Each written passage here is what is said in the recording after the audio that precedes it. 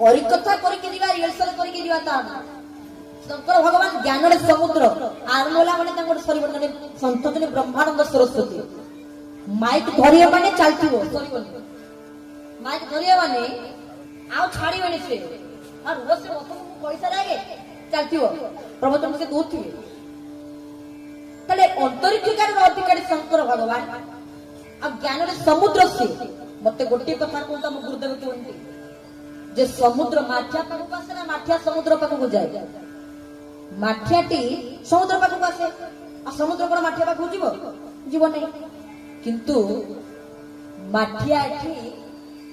समुद्र पाखक आसे कथा कि ज्ञान समुद्र किसे शंकर जाउचंती कुंभज कहली अगस्त मुनि को निकट को जाउचंती अगस्त मुनि को निकट जाई बसचंती कारण